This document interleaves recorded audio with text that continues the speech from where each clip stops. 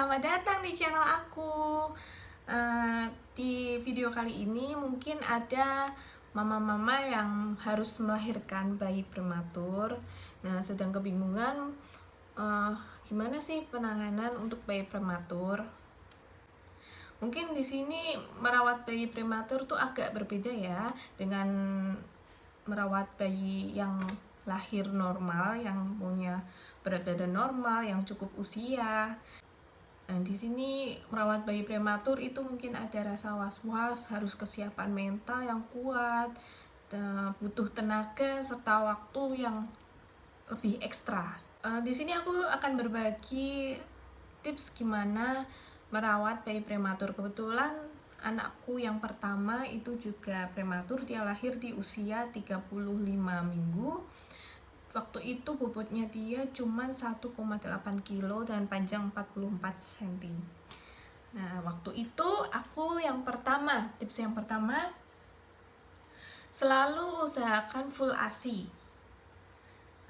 Selalu usahakan full ASI untuk minumnya, karena ASI mengandung antibodi yang dibutuhkan banget buat bayi prematur. Nah, kalau kamu nggak bisa kasih ASI sendiri, usahain untuk cari ASI donor. Waktu itu si Nia, karena ASIku masih sedikit kan, aku juga was-wasnya, ASIku cukup gak ya. Aku tanya ke perawatnya, boleh nggak sih nanti semisal emang ASIku kurang, boleh nggak kalau aku sambung sufor gitu. Dan perawatnya tuh bilang nggak boleh, pokoknya nggak boleh, harus full ASI. Jadi bayi prematur harus full ASI, nggak boleh ditambahin sufor gitu. Pernah tuh ada cerita, jadi anaknya temen waktu di perawatan neonatal itu, dia nggak bisa kasih full ASI, dia cari donor ASI dan diserahkan kan ke perawatnya untuk diminumin.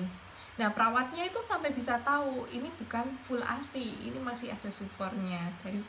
Dari baunya dia ketahuan gitu loh kalau ini bukan full ASI. Terus nggak dibolehin minumin, suruh harus emang bener-bener full ASI gitu. Terus yang kedua, wajib susui bayi prematur tiap 2 jam. Bayi prematur akan lebih sering tidur dibanding dengan bayi normal, maka dari itu tiap 2 jam kita harus bangunin si bayi. Meski kita nggak tega ya, harus 2 jam, dia lagi pulus-pulus tidur, kita tiap 2 jam harus bangunin dia. Tapi nggak apa-apa, itu emang harus seperti itu, karena untuk mengejar ketertinggalan si berat badan bayi juga kan gitu. Nah, kemungkinan juga si bayi prematur ini masih susah untuk minum langsung di payudara ya, langsung ngenyot di payudara itu dia agak kesusahan. Nah, bisa disiasati dengan cara kasih cup feeder atau kasih taruh ASInya diperah terus ditaruh di gelas loki gitu loh, diminumin, atau bisa disendokin juga, atau juga bisa ditaruh di spet. Nah, kayak disuntikin gitu di mulutnya, nyut.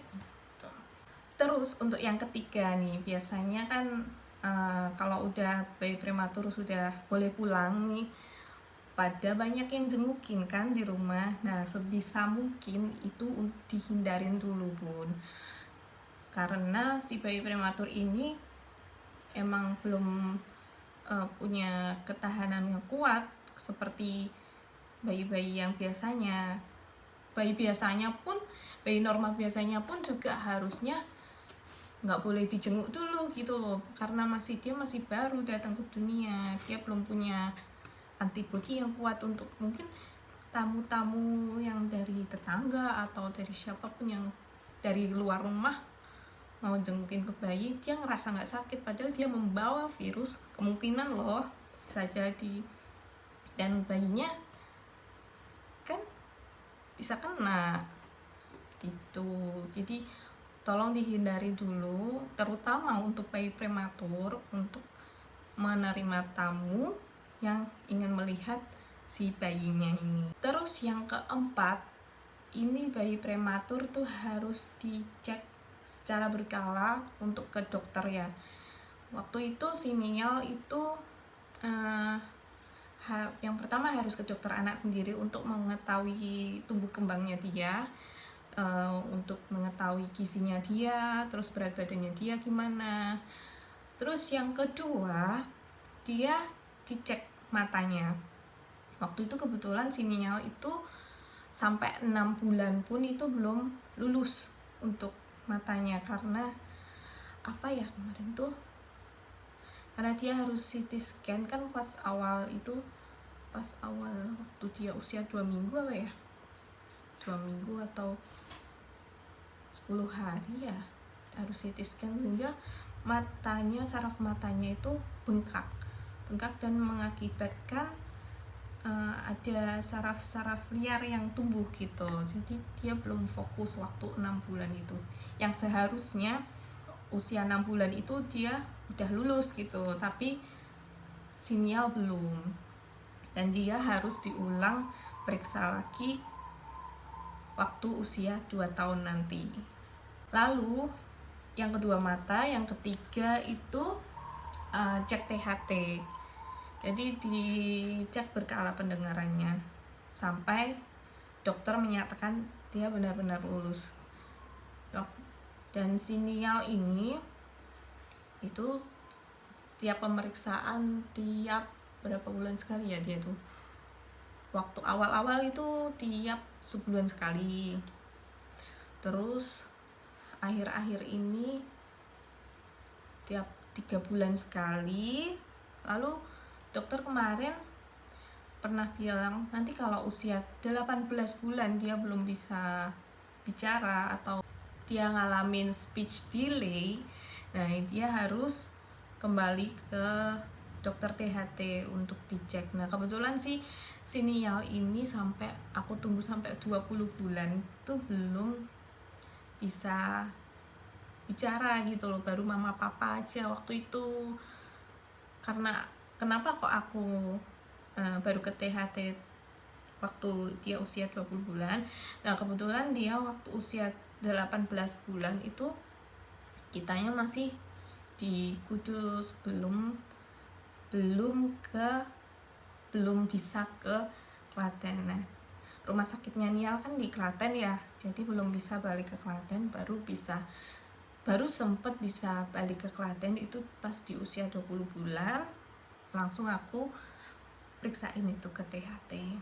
Dia nanti akan menjalani tes, namanya tes Bera yang dijadwalkan Desember nanti. Tadi kan ada cek ke dokter anak, cek ke mata, cek ke THT. Nah nanti kemungkinan jika kalau si bayi memerlukan pemeriksaan tambahan, seperti contohnya kayak Sinial dulu kan diagnosa hidrosefalus waktu dia USG pertama, USG kepala yang awal-awal, kemudian CT scan, terus dirujuk ke dokter bedah saraf dan hasilnya ventrikulomegali, dan dipantau terus tiap 2 minggu sekali waktu itu, dan alhamdulillahnya nggak terjadi apa-apa, tidak terjadi pembesaran kepala, dan alhamdulillah tidak terjadi hidrosefalus. Tapi tetap ya hati-hati sih karena punya riwayat ventrikulomegali itu. Nah dia waktu itu tambah pemeriksaan yaitu ke bedah saraf. Jadi ya, Sinial itu ke dokter anak, ke mata, ke THT, sama ke bedah saraf. Terus yang kelima, jangan khawatir kalau si bayi prematur itu tumbuh kembangnya lebih lambat dari anak-anak biasanya. Mungkin di sini ada yang khawatir, anakku belum bisa ini ya, kok si itu udah bisa gitu. Nah, karena si bayi prematur ini akan selalu ada usia koreksi sebelum dia berusia 2 tahun. Nah, nanti tinggal harusnya dia lahir kapan, tapi dia lahir kapan nanti bisa dikurangin selisihnya itu gitu. Jadi jangan khawatir, kayak si Nial ini kan harusnya anggap aja lahir di usia 40 minggu ya, tapi dia harus lahir di usia 35 minggu. Nah, nanti usianya itu dikurangin 5 minggu gitu. Jadi Nial tuh punya ruang keterlambatan 5 minggu dari bayi yang lahir normal. Mungkin gitu aja sih secuil tips dari aku mengenai bayi prematur. Semoga bisa membantu. Terima kasih udah menonton ya. Bye bye.